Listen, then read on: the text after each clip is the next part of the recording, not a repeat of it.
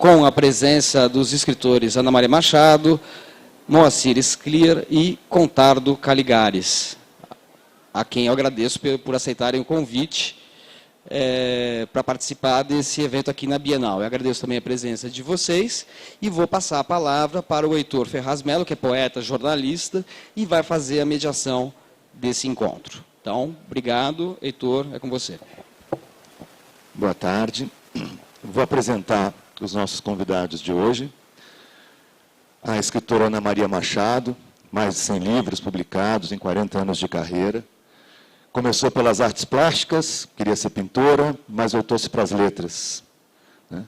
E a convite da revista Recreio, ela que já atuava como jornalista, passou a escrever histórias infantis. Durante um período viveu na França, onde fez seu doutorado, e escreveu um trabalho chamado Recado do Nome, que era uma leitura da obra de Guimarães Rosa, a partir do nome dos personagens dos romances de Rosa. De volta ao Brasil, Ana passou a se desdobrar entre o jornalismo, suas histórias, e ainda encontrou tempo para fundar a primeira livraria infantil do país, a Malas Artes. Em 2000, recebeu o prêmio Hans Christian Andersen, o mais importante de literatura infantil.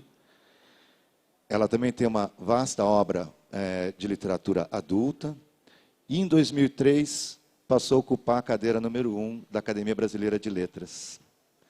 O nosso outro convidado, lá no canto, o escritor gaúcho Moacir Scliar, que, como lembra a própria Ana Maria Machado, sempre nos surpreende. E aqui eu vou falar um trechinho até só resumido do que a própria Ana já escreveu.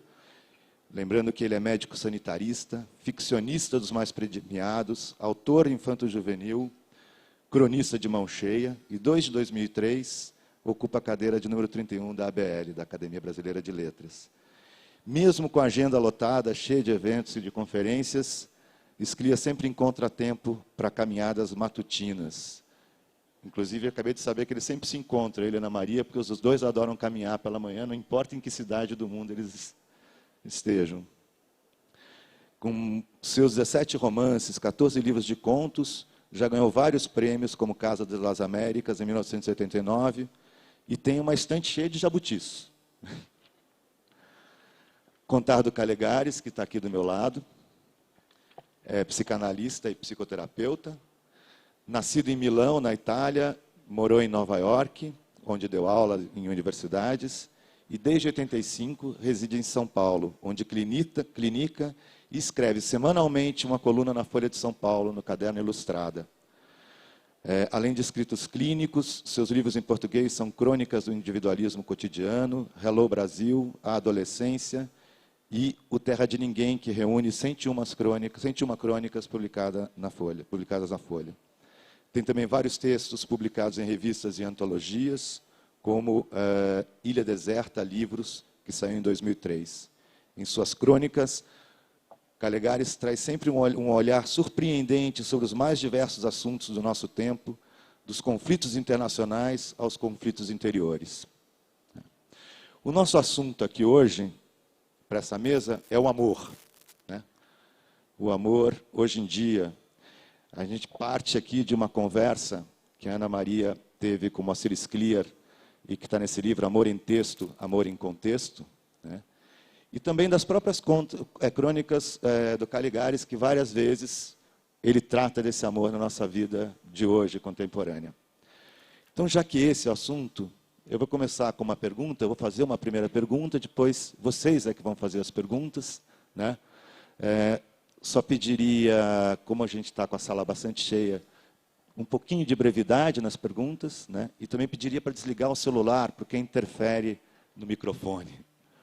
Tá bom? E depois que a gente terminar, tem uma lista de avisos, a Ana Maria e o Moacir estarão no stand da editora Papiros, na Rua K, que é frente ao Espaço Gourmet, autografando esse livro, O Amor em Texto, Amor em Contexto. Bom, já que a gente está aqui para falar de amor, eu queria que vocês começassem falando, né, aí vocês pensem na ordem, sobre a própria educação sentimental de cada um, digamos assim. Num artigo meio um tanto provocador, o poeta alemão Hans Magnus Enzensberger, ele dizia que ele fez a educação sentimental dele por meio dos romances. Né? Ele lia os romances e foi por ali que ele aprendeu muita coisa sobre o amor. Mas já que a nova geração, ele estava nos anos 80, tinha outras formas de se educar. E ele citava a filha, que vivia ao telefone. Assim, a educação sentimental ela faz pelo telefone. E a gente pode imaginar que hoje a gente tem Facebook, Twitter, MSN, blogs, enfim, outras formas para uma nova educação sentimental.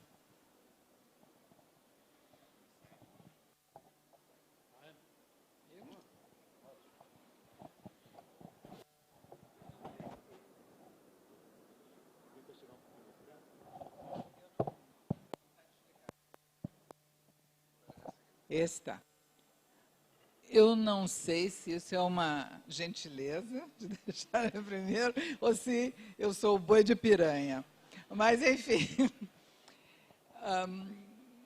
eu não vim nem um pouquinho preparada para falar de mim. Então, eu levei um susto com isso, porque a gente se esconde assim atrás de... Eu queria primeiro explicar um pouco qual é a ideia do livro, e aí depois, então, falo... Esse livro faz parte de uma coleção que a editora Papiros faz, esse se chama Amor em Texto, Amor em Contexto, que foi um título que surgiu depois do livro pronto, e é uma coleção que se faz sempre com uma conversa gravada, a partir de uma entrevista feita por alguém da editora sobre algum assunto. Aliás, uma conversa não, devem ser várias conversas. A nossa fluiu tanto que a gente acabou ficando com uma conversa só. E o Moacir já tinha escrito vários romances que entra neles a questão do amor.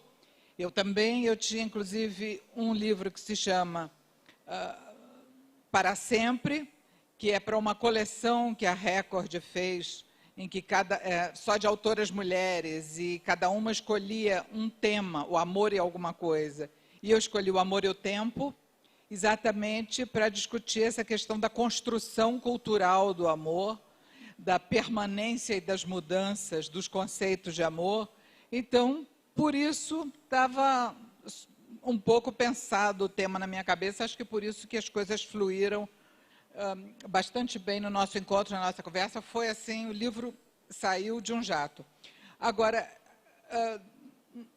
eu não sei se tem a ver diretamente com a minha própria educação sentimental, que foi muito típica de meninas da minha classe, do meu país, da minha geração, enfim, eu e minhas circunstâncias, orteguianamente.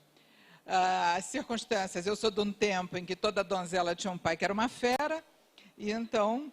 Isso não foi só o título de uma peça teatral e depois de um filme na ocasião, mas era verdade. E foi antes da pílula.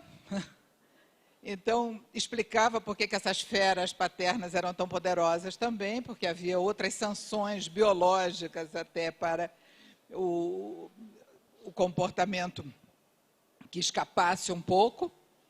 E a formação, a educação sentimental, era basicamente vinda de criações culturais. Filmes, musicais de Hollywood, comedinhas Água com Açúcar. Tinha uma biblioteca das moças, que tinha livros assim de M.D. Lee, Elinor Glyn, que era absolutamente literatura popular, popularesca quase. Havia fotonovelas, Grande Hotel e coisas desse tipo assim, que eram com fotos, né? E romances, claro. Então, os romances ajudavam a compor aquela ideia de que, uma ideia que, de algum modo, os contos de fadas já tinham iniciados, é que algum dia vai chegar um príncipe, vai ser um príncipe encantado, e no fim se vai viver feliz para sempre, depois de se encontrar o amor. Eu acho que essa ideia vinha muito na adolescência e que tinha que se esperar este casamento para isso. As coisas não eram bem assim. Depois, na vida, a gente vê que não era. E eu quero lembrar aqui que o meu primeiro livro infantil, que me ganhou um prêmio, com o qual eu ganhei um prêmio, e que, por causa disso, me chamou a atenção dos editores para publicarem minha obra, se chama História Meio ao Contrário. que ganhou o Prêmio João de Barro para originais inéditos, e é um livro, hoje está editado pela Ática, como sempre, e ele começa com a frase: então eles se casaram, tiveram uma filha linda como um raio de sol e viveram felizes para sempre. E acaba com a frase: era uma vez. E justamente já propunha a inversão dessa ideia toda e discutindo essa questão para a criança. Então, isso está também na minha escrita, na minha colaboração que faço hoje para a construção cultural do sentimento amoroso. Uma visão um pouco crítica em relação a isso e desconstrutora um bocado. Acho que juntei um pouco as duas coisas para começar.